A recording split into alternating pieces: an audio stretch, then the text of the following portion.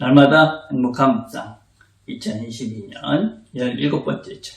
오늘은 느헤미야 첫 번째 시간입니다. 하나님 말씀은 느헤미야서 5장에 있는 말씀입니다. 제가 일부를 봉독해 드리겠습니다.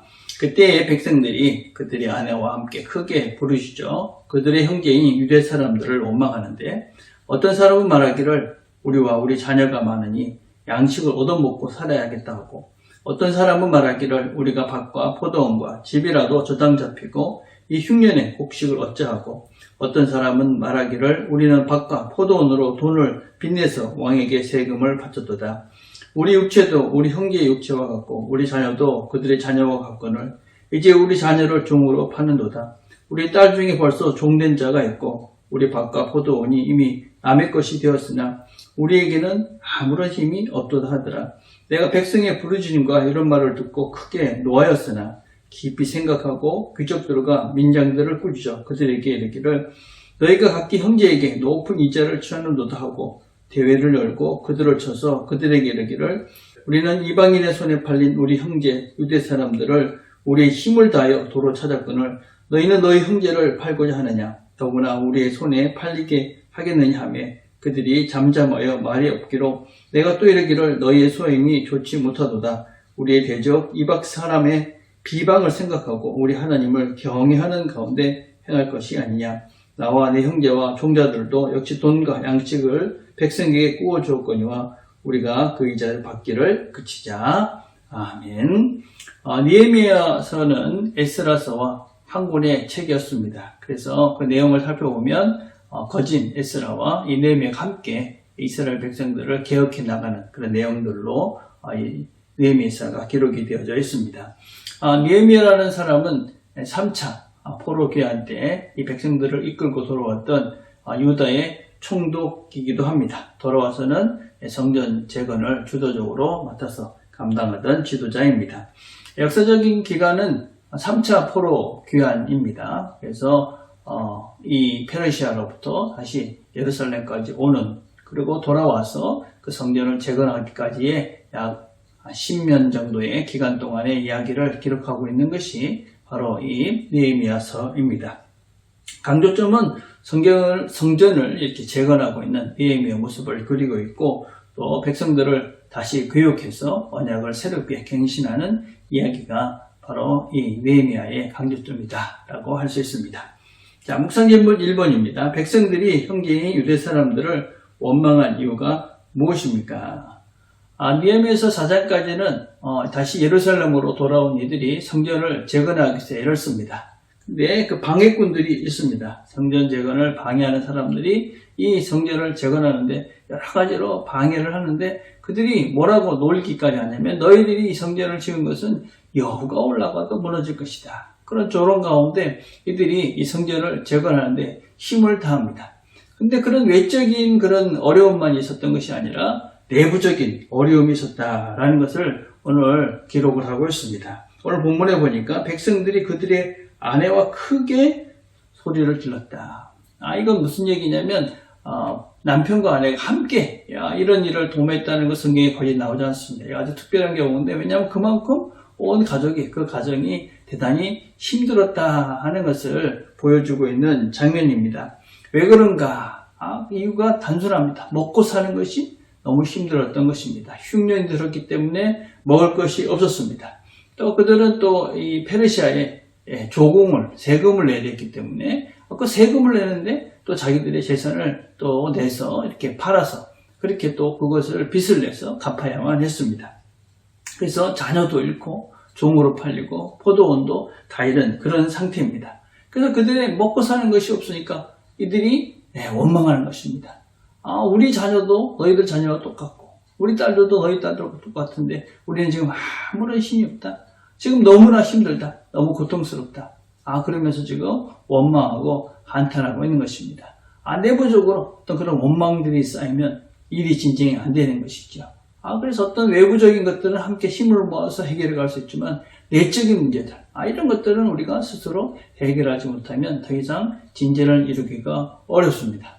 진전을 이룰 수가 없는 것이죠. 그래서 내적인 이런 문제들, 특별히 먹고 사는 근본적인 문제가 해결이 안 되면 원망이 멈추지를 않습니다. 그래서 우리 공동체 내에서도 이런 약자들을 돌아봐야 하는 것이 교회가 해야 되는 아주 근본적인 기본적인 일이다 하는 것을 꼭 기억을 하셔야만 합니다.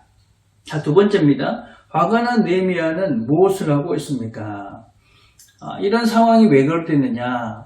느헤미야가 이렇게 보니까 이 돈이 있는 이런 지도자들이 이 이자를 많이 받고 있는 것입니다.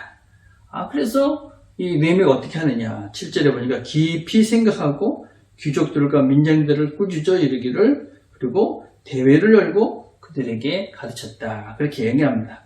무엇보다도 문제를 보니까 화가 날 일입니다. 아니, 이렇게 사람들은 이렇게 가난해서 먹을 게 없는데, 아니, 이렇게 돈 있는 사람들이 이자를 받고 이들을 이렇게 힘들게 하나. 그것 때문에 이제 화가 난 것입니다. 그렇다고 해서 사람들을 막 이렇게 꾸짖고 뭐라 한 것이 아니었습니다. 깊이 생각하고, 깊이 생각했다. 이 다른 번역에서는 중심에 계획하고, 그렇게 이제 번역을 하고 있습니다. 그러니까, 어떤 문제를 보고 그냥 화가 난다고 그래서 그냥 즉각적인 그런 반응을 하는 것이 아니라 이 문제를 이제 생각을 하고 깊이 생각을 하고 난 다음에 계획을 하고, 그러고 난 다음에 일을 처리하겠다. 그렇게 이야기를 하고 있는 것입니다. 진중해야, 우리가 깊은 생각을 해야지 계획을 바르게 이렇게 세워가야 바른 해결책을 세울 수가 있는 것이지요. 두 번째는 대회를 열었다. 그 사람들을 다 모은 것입니다. 이 문제는 느헤미야 혼자서 해결할 수 있는 문제가 아니었습니다. 그래서 사람들을 다 모아서 이 마음을 모으는 것이죠. 이런 문제들이 있다. 그리고 이들의 잘못을 가르쳐 줍니다. 꾸짖다라는 말은 혼을 낸다는 것이 아니고 이들에게 설명을 하고 설득을 한다. 그런 내용입니다. 그래서 느헤미야는 이런 이야기들을 알고 난 다음에 생각을 하고 사람들을 모아서 설명을 하는 것이죠. 우리가 어떻게 여기까지 왔느냐? 우리가 이렇게 애를 써서 여기 왔는데 다시 종으로 서로가 되게 될 수는 없지 않느냐? 그러면서 그들을 설득하기 시작합니다. 그러고 난 다음에 백성들에게 요청을 하는 것이죠. 3번입니다. 느헤미야가 백성들에게 요구한 것은 무엇입니까? 이 일은 옳지 않다. 그러니까 이제 이자 받는 것을 멈추자. 나도 하고 있는데 나도 이제는 멈추겠다. 그러니 우리가 이제는 이자를 받지 말자. 그러면서 뭐라고 해야 합니까? 이것이 하나님이 경외하는 일이다. 우리가 하나님을 경외하자. 여러분, 하나님을 경외한다는 것은 그냥 관념이나 어떤 종교적인 그런 행위를 하는 것만을 의미하는 것이 아닙니다. 여러분, 어떤 우리가 하나님을 경외한다 하는 것은 대단한 것이 또 아닐 수도 있습니다. 그것은 내가 할 수 있는 작은 일들, 주변의 약자를 돕고 또 주변에 힘든 사람들을 사랑으로 돌보고 그들을 위해서 기도하고 하는 그런 작은 일이지만 실제적으로 내가 그 사랑의 행위들을 하나님을 생각하며 하는 구체적인 행동들이 바로 하나님을 경외하는 것이다 라고 할 수 있습니다. 우리 주변에 도움이 필요한 사람들, 기도가 필요한 사람들, 관심이 필요한 사람들, 사랑이 필요한 사람들, 그런 사람들에게 하나님의 마음으로 다가가 또 그들을 사랑하고 돌보는 그것이 바로 하나님을 경외하는 구체적인 삶이다 라고 할 수 있습니다. 오늘도 우리가 하루를 살아가시면서 어떤 일이 생길 때 먼저 생각을 합시다. 그러고 난 다음에 내가 할 것이 무엇인지, 내가 할 수 있는 그 작은 일, 구체적인 사랑을 실천해 봅시다.